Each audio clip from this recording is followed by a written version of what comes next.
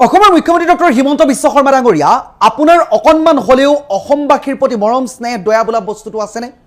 অসমীয়া আৰু কিমান ঢোলৰ দৰে বৰ্তমান সময়ত পিটন খাই থাকিব লাগিব যোনে যেনেকৈ যতেই পায় তেনেকৈ অসমীয়া কেৱল মাত্ৰ বজাই থৈ যায় অসমীয়া কেৱল মাত্ৰ পিটন খায়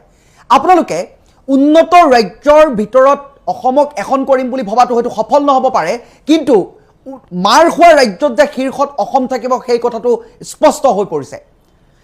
কেতিয়াবা মিজোৰামে মাৰিব কেতিয়াবা অৰুণাচলে মাৰিব কেতিয়াবা মেঘালয় মাৰিব মুঠতে যতে নহওক কেৱল মাত্ৰ অসমীয়া মাৰ খাব লাগিব চৰ গুচা কিল খাই জীয়াই থাকিব লাগিব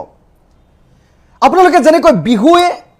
নাচনীয়ে ঢুলিয়াই লৈ যেনেকৈ আপোনালোকে গিনিছ ৰেকৰ্ড কৰিলে তেনেকৈ বৰ্তমান সময়ত মাৰ কিল লাঠি গটাই ৰেকৰ্ড কৰিব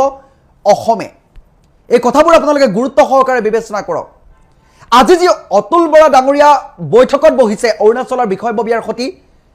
সেই কেব চালকসকলক কিবা সুধিলেনে তেখেতলোকৰ দাবীসমূহ কি তেখেতলোকৰ লগত কথাবাৰ্তা পাতিলেনে কিহৰ আলোচনা কৰি আছে এনেকুৱা চাহ খোৱা মেল মিটিং আমি বহুত দেখিলোঁ কিন্তু বৰ্তমান সময়লৈকে সমাধান সূত্ৰ কিন্তু একো নোলালে বাৰে বাৰে কেৱল মাত্ৰ এচি ৰুমত এনেকৈ বহিব দুখন ঠাইৰ ব্যক্তিসকল বহে বৈঠকত বহে কিন্তু আজিলৈকে একো এটা বস্তু সমাধান সূত্ৰ নাই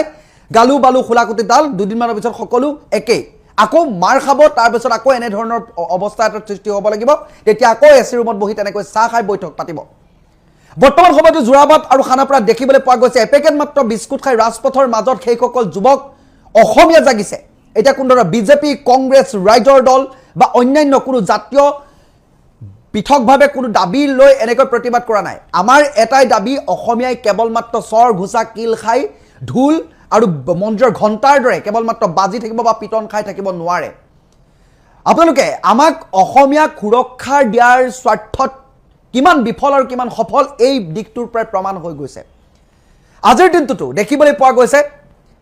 কালিৰ দিনটোতো কোনো কেতিয়া অসমীয়াক চৰিয়াই পঠিয়াইছে মাৰি মাৰি মেডিকেলাইজ কৰি দিছে কিন্তু আপোনালোকে বৰ্তমান এচি ৰুমত মিটিং পাতি আছে কিন্তু সেই কেব চালকসকলৰ লগত কোনো ধৰণৰ কথাবাৰ্তা নপতাকে আপোনালোকে কেৱল মাত্ৰ চাহ পানীৰ মেল পাতিছেনে তাত কিবা গুৰুত্বপূৰ্ণ কথাবাৰ্তা আলোচনা কৰিছে অতুল বৰা ডাঙৰীয়া বা চৰকাৰ প্ৰশাসনৰ কোনোবা ব্যক্তি গৈ সেই তাত উপস্থিত হ'লনে খানাপাৰা বা জোৰাবাটৰ সেই স্থলীত উপস্থিত হ'লনে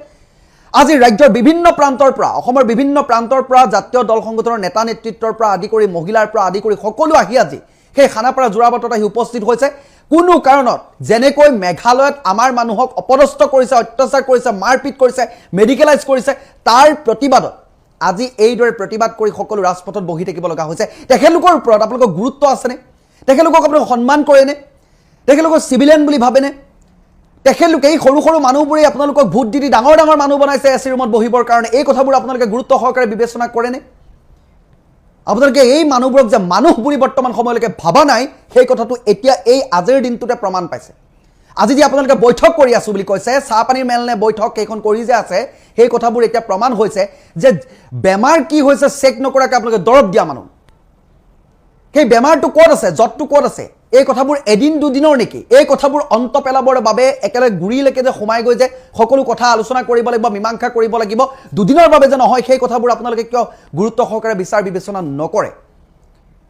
আজিৰ দিনটোত সেই কথা স্পষ্ট হৈছে আপোনালোকে যে সৰু মানুহবোৰক মানুহ বুলি গণ্য নকৰে যিসকলৰ ভৰিত আপোনালোকে ইলেকশ্যনৰ আগত চৰণে পৰিহৰি কৰি কাকুতি মিনতি কৰি আছিলে সেইসকল মানুহে আজি মাৰ খাব লগা হৈছে আপোনালোকৰ কোনো মন্ত্ৰী বিধায়কে হোৱা নাই আজি যদি মন্ত্ৰী বিধায়কৰ পুত্ৰই যদি তাত যদি মেঘালয়ত মাৰ খালে হয় আজি অসমৰ মুখ্যমন্ত্ৰী ডক্টৰ হিমন্ত বিশ্ব শৰ্মা ডাঙৰীয়া এনেকৈ মৌনব্ৰত পালন কৰিলেহেঁতেননে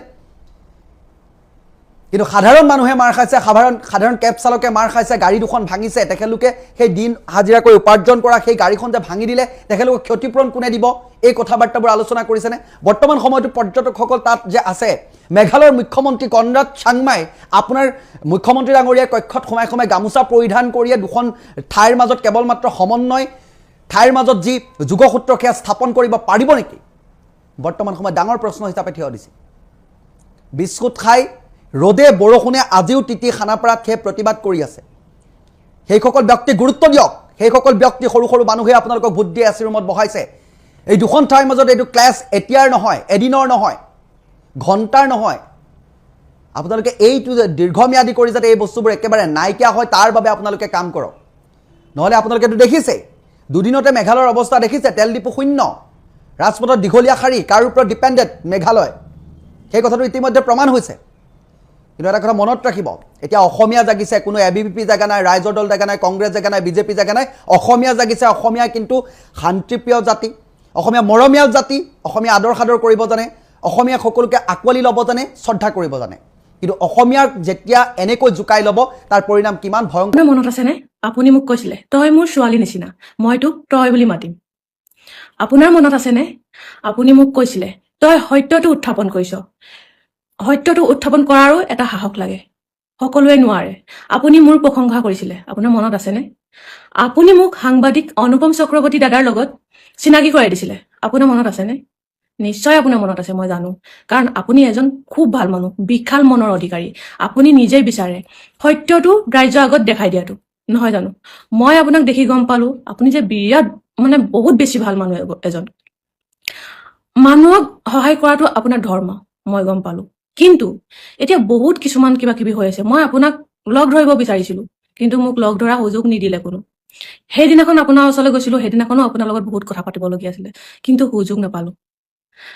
মই আমাৰ নাজিৰাবাসী হৈ আজিও মাত মাতি আহিছো, আমাৰ নাজিৰা গাঁওখিনিৰ বাবে মই আজিও মাত মাতি আহিছো। কিন্তু মোৰ এই মাত মতাৰ একো কি লাভ হোৱা নাই বুলি মই ভাবিছো, কাৰণ মোৰ এই মাতখিনি, মোৰ এই ভিডিঅ'খিনি কাৰো চকুত একো ভেলিউ নাই,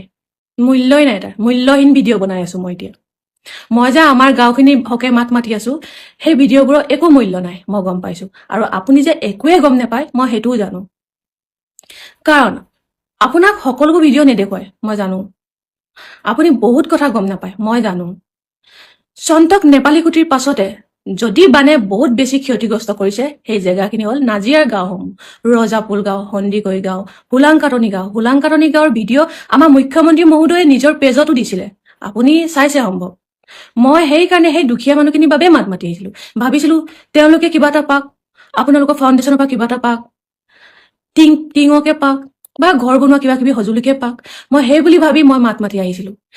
কিন্তু এতিয়া এনেকুৱা লাগিছে এইবোৰ ক্ষেত্ৰত মাত মাতি একোৱে লাভ নাই, একোৱে লাভ নাই। কিছুমান এনেকুৱা মানুহ আছে, সিহঁতি এইটো ভাবিছে তই চিঞৰি থাক, কুকুৰৰ নিচিনা তই ভকি থাক, আমি তোৰ কথাত কাণসাৰ নিদিওঁ, তেনেকে ভাবিছে কিছুমানে। একো নাই, মই কুকুৰ হয়, মই কুকুৰৰ নিচিনা ভকিয়ে থাকিম। কিন্তু এই ভিডিঅ'টো আজি আপুনি নাচাব পাৰে, কিন্তু এবছৰ পিছত হলেতো আপুনি এই ভিডিঅ'টো চাব, আপোনাৰ চকুত পৰিব এই ভিডিঅ'টো। সেইদিনাখন আপুনি আপোনাৰ এই মানুহখিনিক সুধিব, যিখিনি মানুহ আজি আমাৰ 2026-ৰ শিৱসাগৰ, চৰাইদেউ, যোৰহাটৰ বাবে বানপীড়িত লোকসকলৰ বাবে সহায় কৰিবলৈ আহিছিল আপোনাৰ লগত। আপুনি তেতিয়া সেই মানুহখিনিক সুধিব সকলোবোৰ কথা, তেতিয়াও সিহঁতি আপোনাক নকব, মই জানো। কাৰণ বহুত ভিডিঅ' আপোনাক দেখুৱাব লাগে, কিন্তু আপোনাক নেদেখুৱায়। আপুনি বহুত বেছি মানুহক বিশ্বাস কৰে, মই জানো। আপোনাৰ বিষয়ে কেতিয়াও মই বেয়াকে নাই কোৱা, আৰু কেতিয়াও মই জীয়াই থকালৈকে আপোনাৰ বিষয়ে মই বেয়াকে নকওঁ। মই মাত্ৰ এইটো বিচাৰিছো, যিখিনি মানুহ দুখীয়া মানুহ, একেবাৰে বানে সিহঁতক সকলোবোৰ লৈ গ'ল উটুৱাই, সেই মানুহখিনিৰ বাবে অকণমান মই সহায় বিচাৰিছিলো। যদিও নিদিয়ে নাই, একো নাই। কিন্তু আজি আপুনি ভিডিঅ' নাচাই, এবছৰ পিছত যেতিয়া চাব, সেইদিনাখন আপোনাৰ মনটোত নিশ্চয় বেয়া লাগিব। আপুনি ভাবিব এই ছোৱালীজনীয়ে ইমান চিঞৰি আছিলে, কিন্তু এই কথা কোনো কাণসাৰ নিদিলে। একো নাই, ইমান ডাঙৰ ডাঙৰ মানুহৰ লগত আমি এনেও যুঁজিব নোৱাৰো, আমি সাধাৰণ মানুহ, দুখীয়া মানুহ। বিষয়টো আছিল শিৱসাগৰ, যোৰহাট আৰু চৰাইদেউৰ প্ৰলয়ংকাৰী বান সমস্যা, সেই শতাধিক মানুহৰ মৃত্যুৰ সমস্যা, সেই সহস্ৰাধিক ভগ্ন ঘৰৰ পুনৰ নিৰ্মাণৰ সমস্যা, সেইসকল ব্যক্তিৰ সমস্যা যিসকলে দুবেলা দুমুঠি খাবৰ কাৰণেও নিজৰ হাতত অকণো সাধন নাছিল, সেইখিনি মানুহৰ সমস্যা যিসকলৰ ৰাতি শুবৰ কাৰণে এখন কাপোৰ নাছিল, গাত পিন্ধিবৰ কাৰণে এটা চোলা নাছিল, মহিলাৰ এখন মেখেলা নাছিল। এই অৱস্থা আছিল শিৱসাগৰ, যোৰহাট আৰু চৰাইদেউৰ বানপানীৰ আজি এমাহ 3 দিনৰ আগৰ ঘটনা সেইটো। বিগত একমাহে অসমৰ মানুহে উবুৰি খাই গোটেই শিৱসাগৰক সহায় কৰিছে, গোটেই যোৰহাটক সহায় কৰিছে, গোটেই চৰাইদেউক সহায় কৰিছে। কিন্তু একাংশ নামি পৰিছে ৰাজনৈতিক দলাদলিত, একাংশ নামি পৰিছে কিবা ভদ্ৰ আচৰণক লৈ, তাক লৈ প্ৰতিবাদ কৰা। এইবিলাক কথাত নামি পৰি কি হৈছে, গোটেই ইছ্যুটোক ডাইভাৰ্ট কৰা ষড়যন্ত্ৰ চলিছে। আজি য'ত বিভিন্ন ইউটিউবাৰে পঞ্জাবৰ পৰা আহি অসমৰ বিভিন্নজন ইউটিউবাৰে সমাজকৰ্মীয়ে বিভিন্ন অনুষ্ঠান প্ৰতিষ্ঠানে বিভিন্ন NGOই সেই মানুহখিনি সহায় কৰি দিনে ৰাতি একাকাৰ কৰিছে সেই মানুহখিনি জীৱন যাত্ৰা পুনৰ পূৰ্বৰ দৰে কৰিবলৈ নামি পৰিছে তেনে এটা অৱস্থাত নামি পৰিছে কোনোবাই কংগ্ৰেছ কৰা কোনোবাই বিজেপি কৰা কোনোবাই ৰাইজৰ দল কৰা কোনোবাই এনেকুৱা ধৰণৰ তলাতলি কৰা নামি পৰিছে শেহতীয়াকৈ কাজিৰঙাৰ ইছ্যু আৰু মেঘালয়ৰ ইছ্যুৱে গোটেই বানপানী ইছ্যুটোকেই নিঃশেষ কৰাৰ নামি পৰিছে কিন্তু শেহতীয়াকৈ আৰু এটা সমস্যা আহি পৰিছে সেইটো হৈছে অখিল গগৈ এতিয়া বানপানী সমস্যা তল পৰিলে এতিয়া সমস্যা আহি গ'ল অখিল গগৈয়ে উপায়ুক্তক বেয়া ব্যৱহাৰ কৰিলে অখিল গগৈ ব্যৱহাৰ কেনেকুৱা সেই কথাটো অসমৰ মানুহে আৰু নতুনকৈ অখিল গগৈক প্ৰমাণ পত্ৰ দিবলগীয়া কিবা আছে বুলি মই নাভাবো অখিল গগৈয়ে যিটো কয় স্পষ্ট কয় নকয় কি কয় সেইটো মই প্ৰমাণ পত্ৰ দিবলৈও নাযাওঁ কিন্তু সেইদিনা যদি উপায়ুক্তজনক অখিল গগৈয়ে কিবা বেয়া ব্যৱহাৰ কৰিছিল তেতিয়াহ'লেতো আইন আছে আদালত আছে যদি তেওঁ ক্ৰিমিনেল বা অপৰাধীৰ দৰে কিবা ব্যৱহাৰ কৰিছিল তেতিয়াহ'লেতো তাৎক্ষণিকভাৱে অখিল গগৈক গ্ৰেপ্তাৰ কৰিব লাগিছিল কাৰণ এজন প্ৰশাসনিক বিষয়াক যদি তেওঁ বেয়া ব্যৱহাৰ কৰিছিলে কিন্তু সেই বেয়া ব্যৱহাৰৰ বিৰুদ্ধে কিয় উপায়ুক্তৰ কাৰ্যালয়ৰ কৰ্মচাৰীসকলে আন্দোলনত নামি পৰিবলগীয়া হৈছে কিয় বিজেপি দলে অখিল গগৈ মুৰ্দাবাদ ধ্বনি দিয়ে সময় নষ্ট কৰিবলগীয়া হৈছে ক'বলৈ বেয়া শুনিবলৈও বেয়া এতিয়া যি মুহূৰ্তত ঘৰে ঘৰে গৈ সহায় কৰাৰ প্ৰয়োজন আছিল সেই মুহূৰ্তত গৈ অখিল গগৈ মুৰ্দাবাদ ধ্বনি দিয়া সময় আছেনে অখিল গগৈ কি কৰিছে নকৰিছে দিনৰ পোহৰৰ দৰে সামাজিক মাধ্যম টিভি প্ৰাৰম্ভ কৰি সকলোৱে প্ৰচাৰ কৰিছে কিন্তু তেনে এটা অৱস্থাত এই মুহূৰ্তত যদি অখিল গগৈ মুৰ্দাবাদ ধ্বনি দি উপায়ুক্তৰ কাৰ্যালয় গৰম কৰা হয় আন্দোলন কৰা হয় তেতিয়াহ'লে সেই বৰ্ণাঢ্যসকলৰ কথা কোনে চিন্তা কৰিব সেইসকল আমি সেই পঞ্জাবৰ ইউটিউবাৰজনৰ হাতত এৰি দিলোঁ নেকি আমি সময় গগৈৰ হাতত এৰি দিলোঁ নেকি আমি মিষ্টাৰ বিটুৰ হাতত এৰি দিলোঁ নেকি আমি AYDFৰ প্ৰধান বদৰুদ্দিন আজমলৰ হাতত সেইখিনি মানুহৰ ভৱিষ্যত এৰি দিলোঁ নেকি আমি এৰি দিলোঁ নেকি অসমৰ বিভিন্ন NGOৰ হাতত সেইসকলৰ ভৱিষ্যত আমি এৰি দিলোঁ নেকি বিভিন্ন বিদ্যালয় মহাবিদ্যালয় ছাত্ৰ ছাত্ৰী বা শিক্ষক শিক্ষয়িত্ৰীসকলৰ হাতত আমি সেইসকলৰ ভৱিষ্যত এৰি দি আমি কি কৰিছোঁ এতিয়া ইনকলাব জিন্দাবাদ মুৰ্দাবাদ ধ্বনিত নামি পৰিছোঁ এইবিলাক কথা ক'বলৈ আজি কেইদিনমান মই ভিডিঅ' বনোৱা নাই কাৰণ এইবিলাক কথা আৰু কিমান কম কিমান কাজিৰঙাৰ কথা আকৌ কম কিমান মেঘালয়ৰ কথা কম কিমান শিৱসাগৰৰ কথা কম কিন্তু কথা নক'লেওতো নহয় আজি অখিল গগৈৰ বিৰুদ্ধে আন্দোলন কৰাতকৈ আজি যে সেই যে দুৰ্নীতি হৈছে বান সমস্যাত বান সাহায্য প্ৰদান কৰাত য'ত 8 কেজি চাউল থাকিবলগীয়া হৈছিলে 2 কেজি দাইল থাকিব লাগিছিল 1 লিটাৰ মিঠাতেল থাকিব লাগিছিল আলু থাকিব লাগিছিল 5 কেজি তো সেই টোপোলাটোৰ যে ওজন মাত্ৰ 8 কেজিয়ে হ'ল সেইটো ক'ত দুৰ্নীতি হ'ল ক'ত তাৰ পৰা বস্তু কমিল সেই কথাটো কোনোবাই চিন্তা চৰ্চা কৰিছেনে সেই যে টচকখন দিছে সেই টচকখন মানুহ কি তাৰ মানে কি এই মানুহবিলাকৰ ভিক্ষাৰীৰ দৰে ভিক্ষাৰীকো ভাল বস্তু দিয়ে আজিকালি মানুহে পুণ্যৰ আশাত কিন্তু এইখিনি মানুহ যিখিনি মানুহে সৰ্বশান্ত হৈ গ'ল বানপানীয়ে তেওঁলোকৰ সকলো হেৰুৱাই দিলে বানপানী তেওঁলোকে তো সেইখিনি মানুহক সেইখন টচক দিছে তো সেইটোতো আটাইতকৈ ভয়ংকৰ কথা হৈছে তো সেই অৱস্থাত আমি কি কৰিছোঁ আজি অখিল গগৈ ব্যৱহাৰ উপায়ুক্তৰ বিৰুদ্ধে কেনেকুৱা হ'ল সিদিনা উপায়ুক্তৰ লগত আলোচনাৰ বিষয়টো ময়ো চাইছোঁ নিশ্চয়কৈ অখিল গগৈয়ে ৰোহৰ মন্তব্য কৰিছে নিশ্চয়কৈ আঙুলি টোৱাই কথা কৈছে কিন্তু আপোনালোকে উপায়ুক্তজনৰ বডি লেংগুৱেজো চাবচোন উপায়ুক্তজন এজন উদাসীন ব্যক্তি তেওঁৰ যেন কোনো দায়িত্বই নাই মানুহখিনিৰ প্ৰতি সেই লাখ লাখ মানুহ যিসকলে নিজৰ সৰ্বস্ব হেৰুৱালে সেই মানুহখিনি 15,000 টকা পাবৰ কাৰণে হাহাকাৰ কৰিছে আৰু দিবৰ কাৰণে দুৰ্নীতিৰ একাংশ নামি পৰিছে সেইসমূহ নাইকিয়া কৰাৰ কাৰণে উপায়ুক্তৰ কাৰ্যালয়ত বহি থাকিবলৈ উপায়ুক্তজনৰতো সময়ে থাকিব নালাগে কিয় বহি আছে তাত এতিয়াতো গাঁৱে থাকিব লাগে মানুহৰ মাজে মাজে থাকিব লাগিছিল কিন্তু তাৰপিছত তেওঁ বডি লেংগুৱেজটো দেখিছেনে এনেকৈ বহিলৈ তললৈ মূৰ কৰি এনেকৈ আছে সেই অৱস্থাত যদি অখিল গগৈ ভুল কৰিছিলে কিয় তাতেই প্ৰতিবাদ কৰা নহ'ল যে মহাশয় আপুনি ভুল কৰিছে সেই কথাটো কিয় প্ৰতিবাদ কৰা নহ'ল কেমেৰাৰ সন্মুখতে কিয় পিছত সেই কথাটো থৈ দিয়া হ'ল আন্দোলন কৰিবলৈ নে এইখন এখন স্ক্ৰিপ্ট লিখি থোৱা আছে এইখন এখন চিত্ৰনাট্য লিখি থোৱা আছে যে নাটকখন পৰিচালিত হ'ব এনেকৈ যাব এইবিলাক কথা আচলতে চিন্তা কৰিবলগীয়া হৈছে সেইকাৰণে আমি এটা কথাই ক'ব পাৰোঁ এই মুহূৰ্তত গোটেই শিৱসাগৰ চৰাইদেউ নাজিৰা যোৰহাট তিয়ক বা এইফালে যি এলেংমৰা অঞ্চল বজিয়াভেটি অঞ্চল যি ব্যাপক বানত পৰিল গোলাঘাটৰ মানুহ যি বানত বুৰিল সেইসকল মানুহে প্ৰকৃত ক্ষতিপূৰণ পাব নে নাপায় নে আমি এইবিলাক অগ্ৰং বগ্ৰং কথা কৈ চালে বেৰে কোবাই চেল বেলাই থাকিম সময় আছে নেকি এতিয়া এই এমাহ হৈছে মাত্ৰ বানপানীটো যোৱা এতিয়া ক্ষয় ক্ষতি দিব লাগে মানুহৰ ঘৰ চাফা কৰিব লাগে এতিয়া সহস্ৰাধিক মানুহ লৈ বিজেপি আন্দোলন কৰিছে সময় আছে নেকি তো এইবিলাক কথা ক'লে আমি দেশদ্ৰোহী মই অখিল গগৈক ভাল বুলি প্ৰমাণ পত্ৰ দিবলৈ নাযাওঁ সেইটো পিছৰ কথা সেইটো মোতকৈ মুখ্যমন্ত্ৰীয়ে অখিল গগৈ ব্যৱহাৰ জানে পিয়ুষ হাজৰিকাই পিয়ুষ হাজৰিকাই অখিল গগৈ ব্যৱহাৰ জানে ময়ূৰ বৰগোহাঁই অখিল গগৈ ব্যৱহাৰ জানে আজি সেইজনে এইটো হাঁহি থাকে যিজন মন্ত্ৰী এতিয়া থাওৰা সমষ্টিৰ কি তেওঁতো জানে তেওঁতো হাঁহি তেওঁৰ লগত কথা পাতি থাকে সুশান্ত বৰগোহাঁই তেওঁতো জানে গগৈ বৰগোহাঁই বুঢ়াগোহাঁই এইবিলাক সকলো লাগি আছে তো এনে এটা অৱস্থাত এই মুহূৰ্তত আচলতে কৰিব লাগিছিল কি এই মুহূৰ্তত আজি সদিয়া সেই গানটো লাগিব লাগিছিল কিহত আমি লাগি আছো কিহত তো এইটো বিৰম্বনা অসমীয়া জাতিৰ বাবে বিৰম্বনা শিৱসাগৰৰ সেই পাহাৰখনা শিৱসাগৰৰ সেই নগালেণ্ডৰ পাহাৰখানি যি শিৱসাগৰৰ বানপানী কৰিলে দিখৌক যি ধৰ্ষণ কৰিলে তাৰ সঠিক বিচাৰ কৰাৰ বিপৰীতে আমি লাগি আছো কৰবাত আজি উপায়ুক্তজনে 15,000 টকাকৈ দিব পৰা নাই কালিলৈ যদি 10 লাখকৈ টকা দিবলৈ হয় তেতিয়াহ'লে কি হ'ব এইখন কি হ'ব আজি টচক এখন দিব পৰা নাই কি হ'ব এইখন তো সেয়েহে আচলতে কথাবোৰ ক'লে দীঘলীয়া হৈ গৈ থাকে কিন্তু এটা কথাই কওঁ যে এতিয়া এইবিলাক কথাৰ সময় নাই বিজেপিয়েও এতিয়া অখিল গগৈ মুৰ্দাবাদ ধেনি সময় দি সময় নষ্ট কৰিব নালাগে মানুহৰ মাজত যাওক গৈ বোকা পানী খচকক বোকা পানী অতৰাওক মানুহবিলাকক পুনৰ জীৱন দিয়ক তাৰ অন্যথা কিন্তু ইতিহাসে কাকো ক্ষমা নকৰিব বানপানীৰ প্ৰথমৰ পৰা যদি আপুনি চাই যেতিয়া ভয়াবহ এটা মানে বানপানীৰ সৃষ্টি হ'ল এটা প্ৰলয়ংকৰী এটা বানৰ সৃষ্টি হ'ল মোটামুটি আপোনাৰ এসপ্তাহ 10 দিন মানলৈকে আপোনাৰ মুখ্যমন্ত্ৰী হিমন্ত বিশ্ব শৰ্মা ডাঙৰীয়া কিন্তু নীৰৱে আছিলে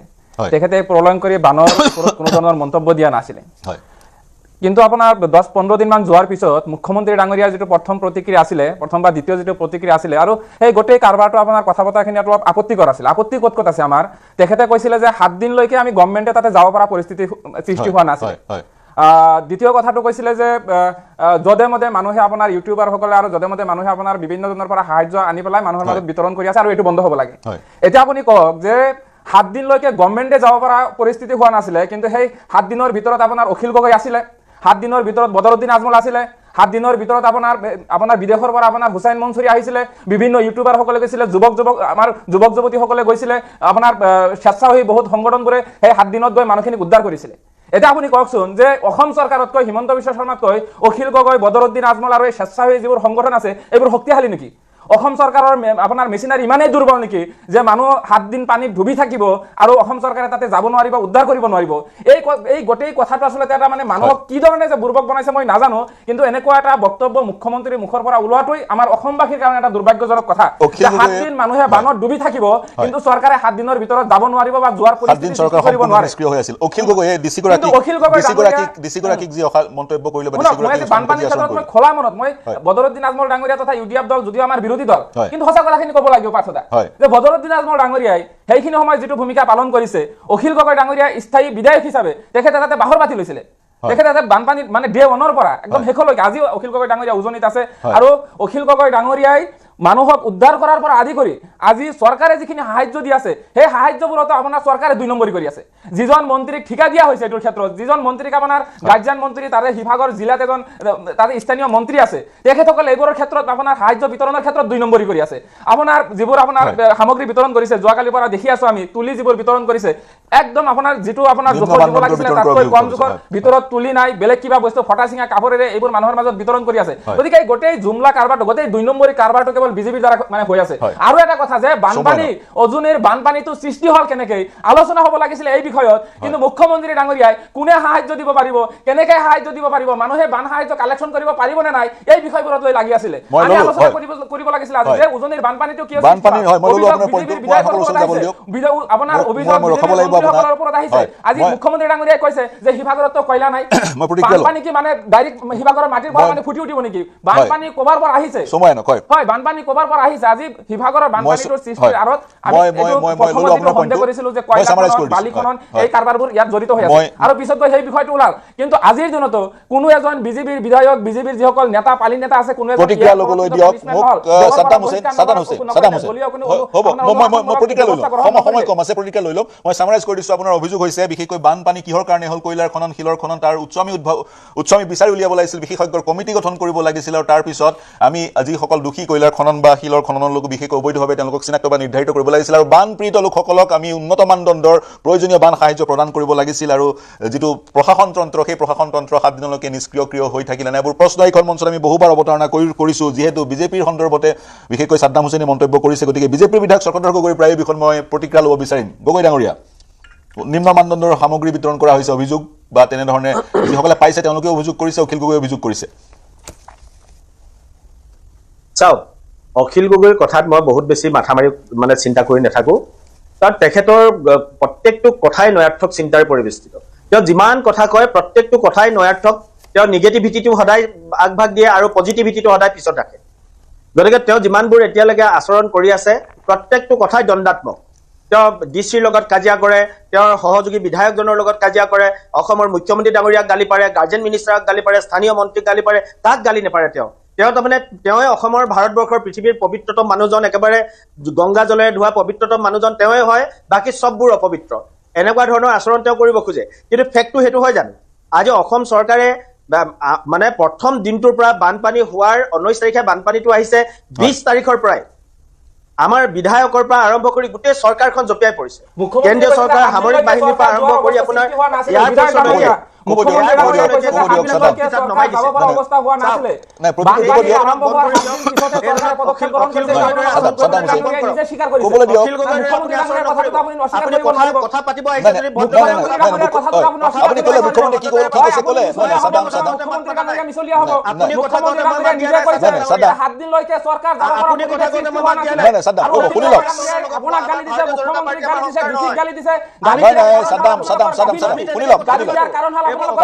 তাৰে প্ৰতিক্ৰিয়া দি আছে।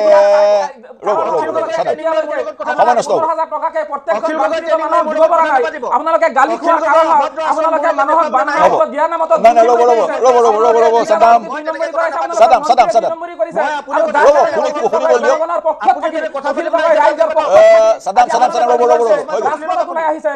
ডিবেটটো আগবঢ়াই লৈ যাব লাগিব। আপুনি যথাসময় নিজৰ প্ৰতিক্ৰিয়া প্ৰকাশ কৰিলে।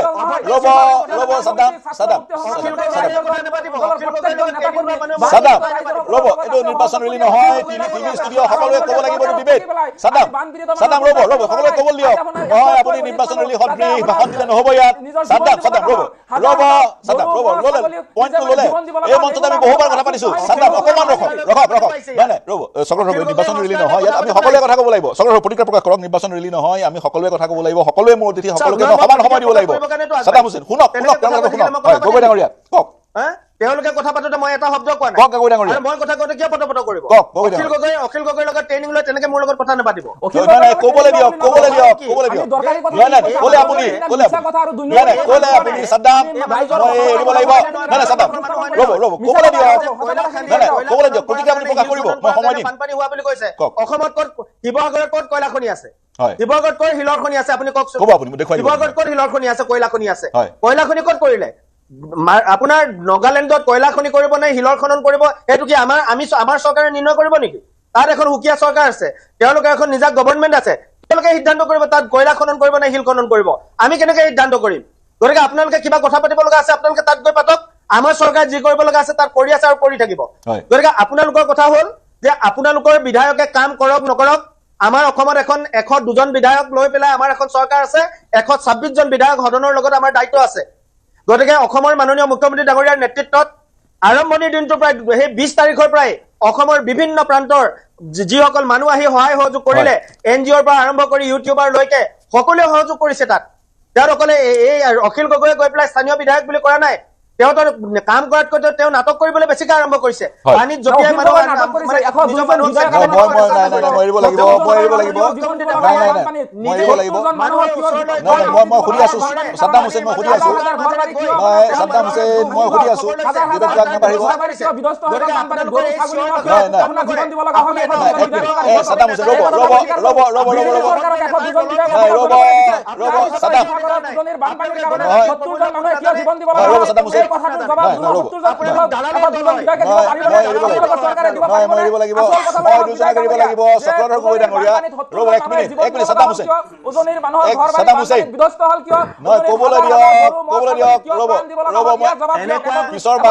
পিছৰবাৰ সাদাম হুছেইন নিৰ্ধাৰিত সময় আপোনাক দিয়া হৈছে।